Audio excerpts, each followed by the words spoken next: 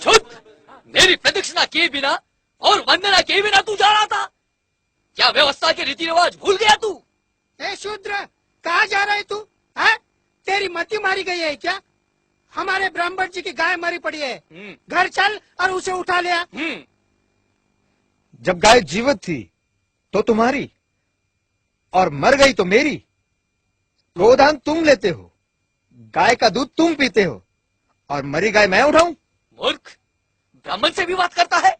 अरे चमड़ी तो तू ही लेता है ना, और गोमांस भक्षण भी तो तू ही करता है? ब्राह्मण देवता, इतनी दया दिखलाने की आवश्यकता नहीं है। ऐसा करो, इस बार चमड़ी भी तुम ही रखो और गोमांस भी तुम ही खाओ।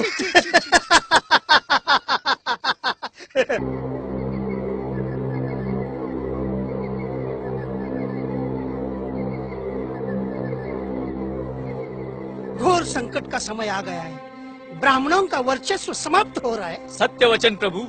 सूर सुरा सुंदरी क्या दीन थे, अब तो सब कुछ एक स्वप्न सा प्रतीत हो रहा है। पहले हम इन शूद्रों को अपने से दूर रखा करते थे, लेकिन अब वही हमसे दूर रहने लगे। शूद्र हमारी सेवा करते थे, आजकल वो अपने स्वयं के काम काज करने लगे हैं, अध्ययन कर रहे हैं वो लोग। भाषा और ज्ञान जिसका हमें पैतृक अधिकार था, उसे भी ये शूद्र छीन ले जाएंगे। इतना ही नहीं, वर्ण व्यवस्था समाप्त करने के लिए वे गोष्ठियां भी कर रहे हैं। वैदिक धर्म की वर्ण व्यवस्था पर गौतम बुद्ध ने कुठाराघात किया है। समस्त आर्यावर्त में ऊंच नीच का भेदभाव समाप्त हो रहा है। विचार करो, अगर कोई नीच ही ना रहे तो हम ऊंच कैसे रहेंगे? खुद सत्य कह रहे हैं आप। सत्य वचन प्रभु, सत्य वचन।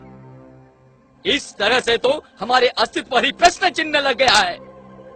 इस विपदा से हमें एक ही महापुरुष बचा सकते हैं, वो है हमारे मनु महाराज। उचित कह रहे हैं आप। चलो चलो चलते हैं, चलिए चलते हैं।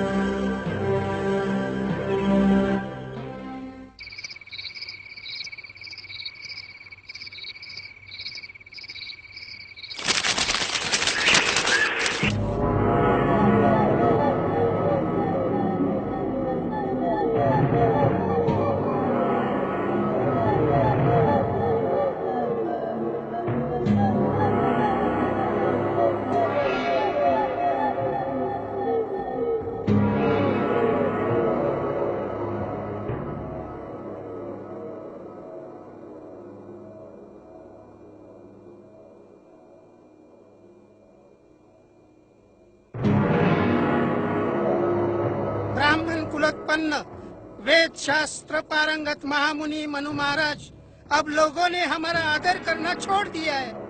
महाराज, हमारे आदेशों की अवहेलना करने लगे हैं ये लोग। शूद्र तो हमारे सामने गर्व से तनकर चलते हैं।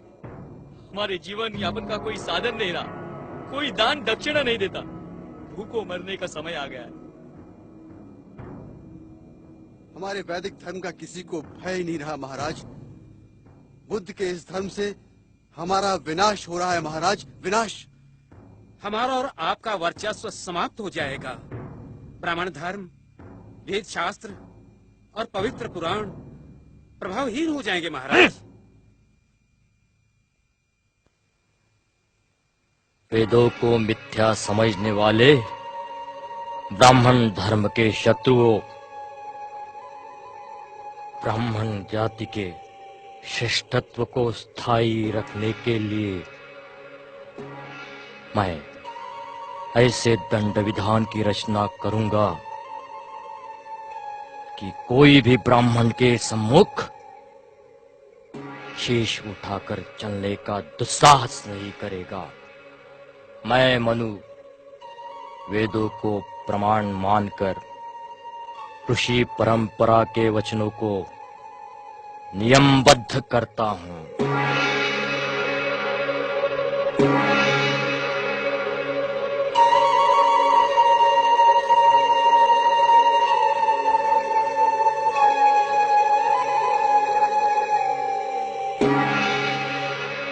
धर्मोपदेशम दर्पेणम। शूद्र अगर गर्व से उपदेश करता हो तो राजा उसके मुख एवं कान में उबला हुआ तेल डाल दे। वक्रे श्रोते च पार्थिवा।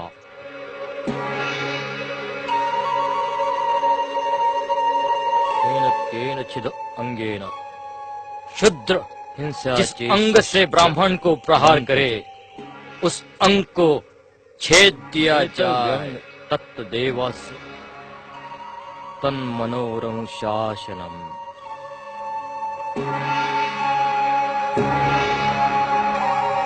पाणी मुद्देम दंड। ब्राह्मण को मारने हेतु वो अगर हाथ या लकड़ी उठाता है तो उसका हाथ तोड़ना उचित। ग्रह गोपात। क्रोध से पाव का प्रहार करता हो तो उसका पाव काटना योग्य है। ब्राह्मण के साथ आसन पर शूद्र बैठना चाहे तो उसके कमर पे तप्त लोहे से चिन्ह करे तथा राज्य के बाहर निकाल दे, अथवा वह न मरी इस हिसाब से उसका कुल्हा काटे। गर्व से थूक कर ब्राह्मण का जो शूद्र अपमान करे उसके दोनों होठ राजा काट दे। उसके सामने अगर मूत्रोत्सर्ग कर अपमानित करता है तो उसका शिश्न काट दे, और उसके सन्मुख पातता है तो गुदा काट दे।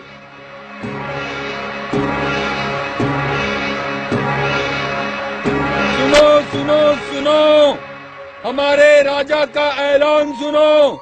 हमारे राज्य में धर्म रक्षा, सामाजिक समृद्धि और सामाजिक समरसता के लिए मनु का दंड विधान लागू किया गया है।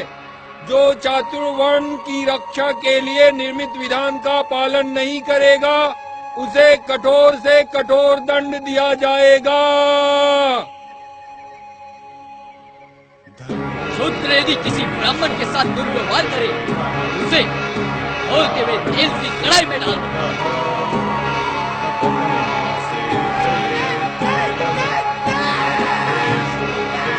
यदि शूद्र ने ब्राह्मण की ओर देखने की दुष्टता की तो उसकी आंखें फोड़ दो।